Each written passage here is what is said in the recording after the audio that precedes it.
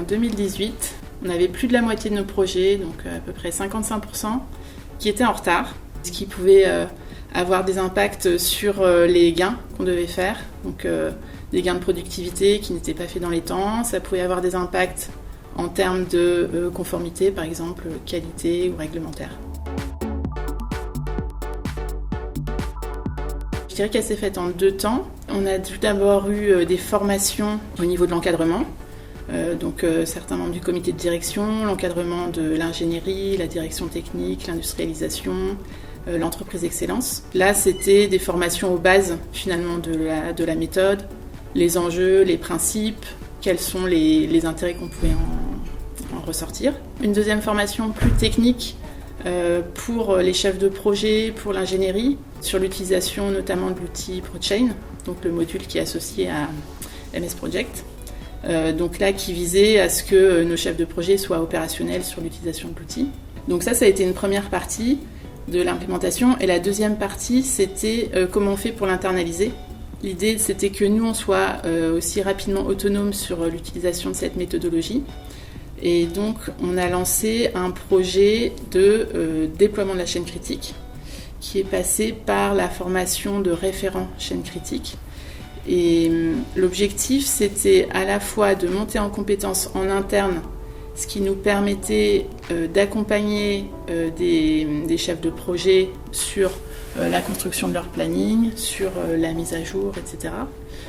C'était de créer des standards aussi en interne, basés sur nous déjà des standards existants chez Ipsen. Et puis donc ce déploiement, il est passé aussi par de la communication en interne sur ce changement. C'est-à-dire que maintenant, on pilote nos projets en chaîne critique. Qu'est-ce que ça change concrètement pour vous, chef de projet, pour vous, sponsor, pour vous, équipier, et puis pour l'ensemble du site.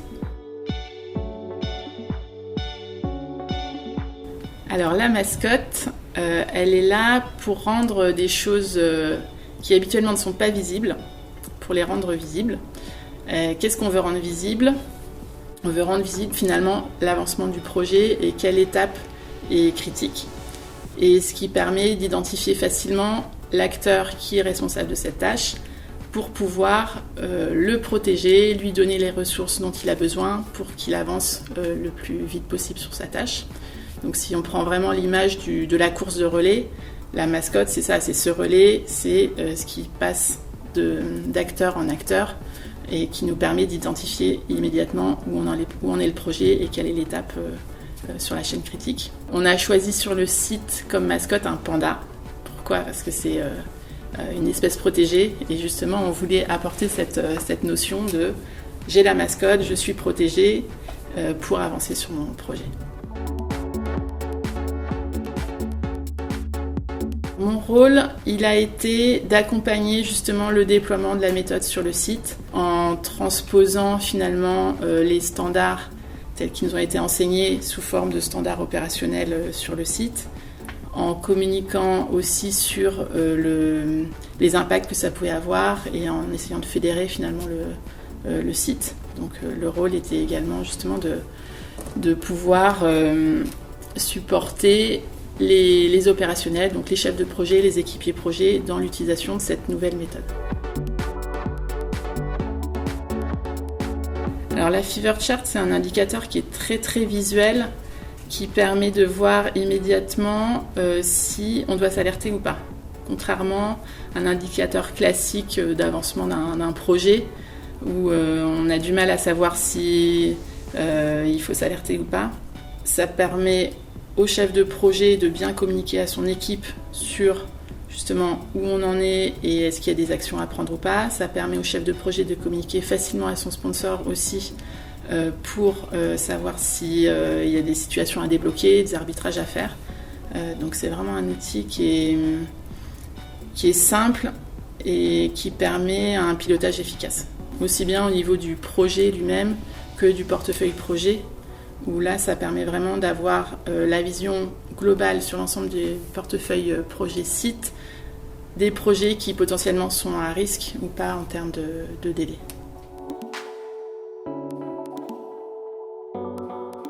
Pour moi, c'est vraiment une visualisation de l'enchaînement le plus optimum possible pour aboutir à notre résultat, qui est optimisé, qui permet à une ressource donnée d'être sur une seule tâche à la fois et pas plusieurs à la fois.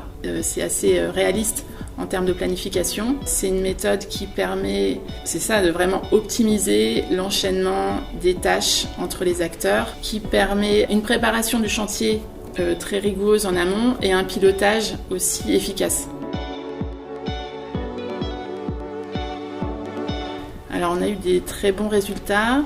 On a fait un bilan l'année dernière il me semble que c'était sur 14 projets menés en chaîne critique. On en avait 13 qui étaient arrivés soit en avance ou dans les temps, versus seulement 45% de projets qui étaient dans les temps avant l'utilisation de cette méthode.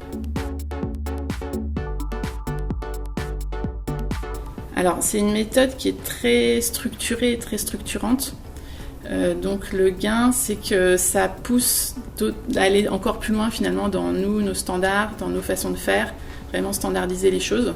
Et puis ça amène beaucoup de rigueur dans l'élaboration du planning, la construction du planning, plus finalement que ce qu'on mettait avant. Et puis par contre derrière, on y gagne beaucoup en termes d'exécution. On avait identifié un certain nombre de projets qui effectivement sont des très bons candidats pour l'utilisation de la chaîne critique, notamment donc les projets avec des gros enjeux financiers ou des gros enjeux en termes de respect des délais. Ça peut être des projets qui effectivement impactent la production, qui nécessitent un arrêt d'un atelier et auquel cas si le projet déborde, l'atelier va être arrêté plus longtemps, donc risque de rupture de stock et puis des coûts excessifs. Et des projets sur lesquels on a bien la main en interne. Ça, ce sont vraiment des candidats idéaux pour la gestion en chaîne critique. La chaîne critique, c'est vraiment un outil très structurant pour la gestion de projet. Donc ça va permettre de donner vraiment des bonnes bases de gestion de projet pour les chefs de projet, pour les équipiers. Je recommande l'utilisation de la chaîne critique sur des projets d'envergure, parce que ça permet de vraiment mettre le focus de l'ensemble des ressources sur ce projet, de ne pas se disperser et d'être sûr de garantir l'atteinte des résultats en termes de délai. Donc c'est une méthode qui amène de la rigueur par rapport à une gestion de projet qui est peut-être pas forcément aussi structurée habituellement.